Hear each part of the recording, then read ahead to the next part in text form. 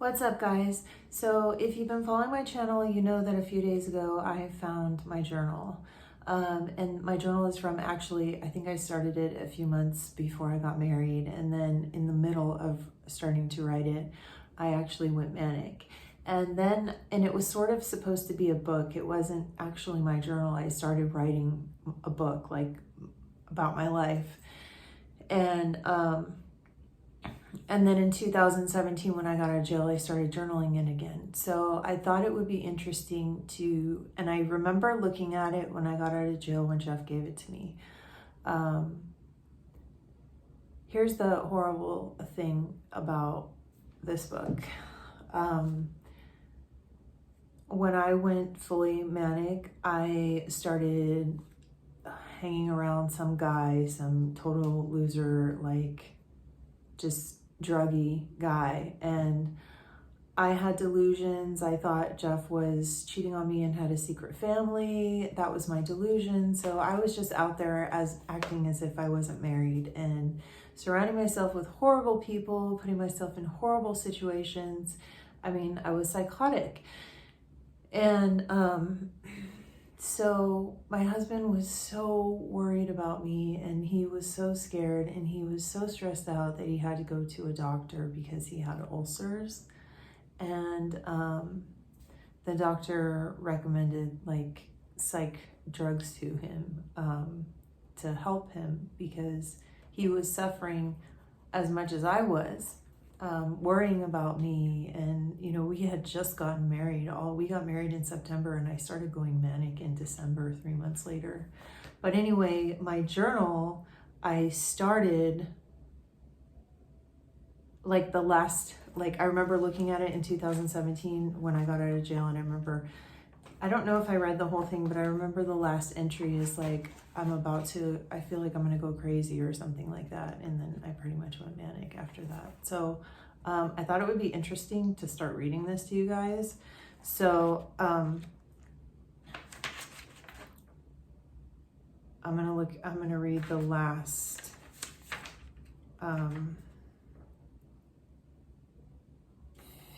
few entries. And there's actually nonsense written in here, I'm just realizing. So upsetting. So we'll see. So I'll just start here because this is kind of close to the end. So it said, this was on October 2nd, 2015. It says, last night, Jeff was in excruciating pain. He was involved in a motorcycle accident, going 80 miles per hour and crashed. He was screaming in pain. It was really hard for me to watch him go through that. He kept saying, you're so lucky, you don't have to live with chronic pain like this. I just kept thinking, but I have to worry every day about the next time I snap. I would rather deal with chronic pain than the humiliation and awkward relationships that follow a breakdown. And then 11/5, a month later, I wrote, the past few weeks, my mind is accelerated and I worry I'm going crazy. Perhaps it's the vegan high, but because I had gone vegan right after we got married. Perhaps it's the vegan high, but whatever it is, I felt I needed to write to slow my mind. I should go for a run, but I don't want to. I've been taking St. John's wort, but it seems to help, I have to stay grounded. I have to sleep. So a month and 5 days later, on 12/10/2015, it says, it's Thursday. I'm at the Social Security getting a new card because Jeff lost mine. I had my 4th breakdown recent so the prayer to God did not work. I will go crazy again at some point. The meds are crazy. They make me hungry all the time. They are on C38. I don't know what that is.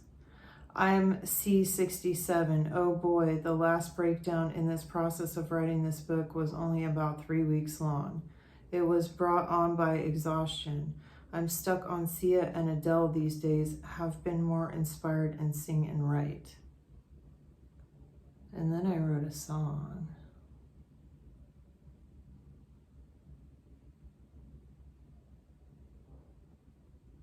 That's interesting. Apparently I wrote this when I was manic, but it says song. We are, we are, we are, we are the Gen X and Z. We've come to party. We only speak when you're asleep. Drive all night, hitchhike all day. We exhibit no fear. Don't tell us what to do. We'll be through with you. Oh, I guess that wasn't the last one. And then whatever on the next page, it says, I hate waiting. It seems like I spend half my life waiting in lines, etc. And that's all I wrote. And then on 12/13/15, it says at church, like the at sign. 12/19, 3:04 a.m. Got a full night's sleep last night and I can't stop thinking about Jeff taking a shower while I was a wreck. He never takes showers at night, and that night he did. So this is when I started to develop my delusion that he was cheating on me. There is so much to be said in a kiss. Either it weak or something else. Perhaps too much power behind it on odd night is normal. I'm not a fucking moron. I have instincts. Usually when a woman thinks something about her husband is true. Why were so many of my exes from Texas? Which makes no sense at all. But anyway, those are the last few crazy rants right before I lost my mind and was living on the street for a year.